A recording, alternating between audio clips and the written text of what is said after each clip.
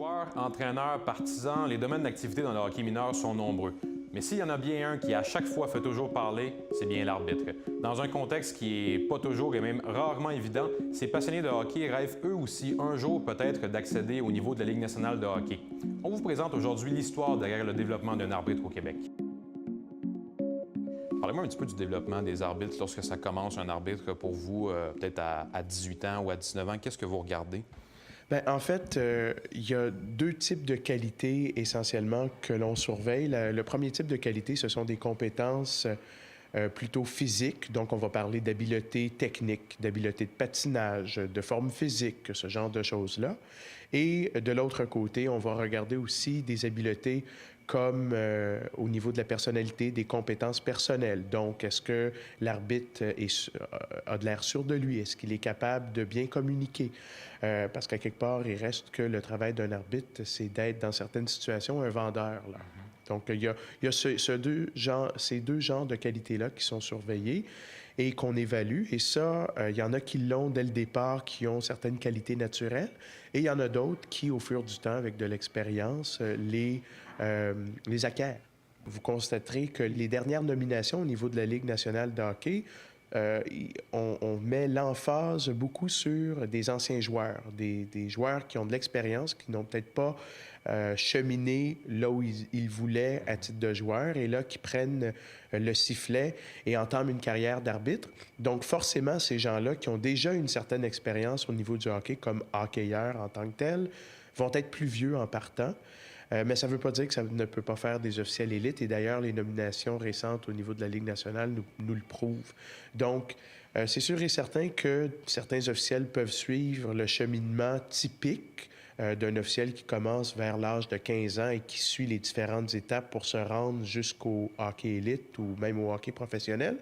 Et il y en a d'autres qui ont des qualités naturelles et qui peuvent avoir un cheminement beaucoup plus rapide. Je vous dirais qu'au Québec, je pense qu'on est une fédération modèle au niveau du développement des officiels. Les championnats que nous récoltons à chaque année, je pense que c'en est juste un exemple. D'année en année, on fait l'objet de plusieurs sélections, tant au niveau national qu'international.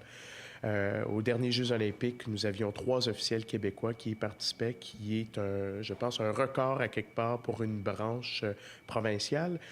Mais au niveau du développement en tant que tel, on est reconnu comme une branche qui identifie ces officiels dès un jeune âge et qui les suit tout au long de leur cheminement. Le dernier côté que j'ai envie de te parler, c'est le côté passion de ce travail-là, parce que c'est un travail, mais c'est souvent aussi un loisir payant. C'est souvent des gens qui font ça, mais monter à Rimouski un mercredi soir pour arbitrer un match, là, c'est pas là que tu fais l'argent, puis c'est pas là que... Faut pas le faire pour l'argent, faut le faire pour la passion, vraiment. Vous avez entièrement raison, puis nous, c'est ce qu'on recherche. On recherche des officiels passionnés, puis si je peux me prendre en exemple, moi, je suis avocat de formation, donc on s'entend pour dire que ce n'est pas l'arbitrage qui paie mes comptes à la fin du mois, sauf qu'il reste que je dois, que lorsque je vais arbitrer un match, justement, comme à Rimouski, on parle de voyagement d'une dizaine d'heures de voyagement dans une journée pour aller faire un match qui va en durer 2h30. On s'entend que si on divisait l'honoraire par le nombre d'heures que je passe absent de la maison, on est en dessous du salaire minimum. Donc, effectivement, ce n'est pas pour l'argent. Puis, on en convient que, surtout au hockey mineur, lorsque les gens commencent, parfois, ça peut être un passe-temps qui leur permet d'avoir, surtout à un jeune âge, un peu d'argent de poche.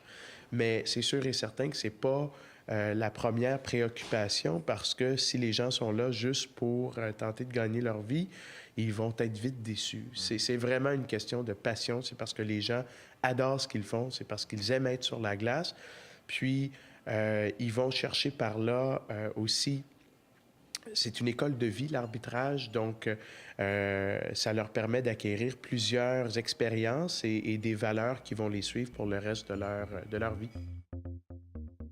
Au final, qu'on soit en accord ou en désaccord avec les décisions que prennent ces jeunes arbitres, on ne peut que reconnaître et saluer les sacrifices que ces derniers font tout au courant de l'année pour permettre et transmettre leur passion du hockey aux plus jeunes. Peut-être que ça vous aura, vous aussi, aidé à mieux comprendre le travail de ces hommes zébrés. Jasmin Leroux pour Hockey le Magazine.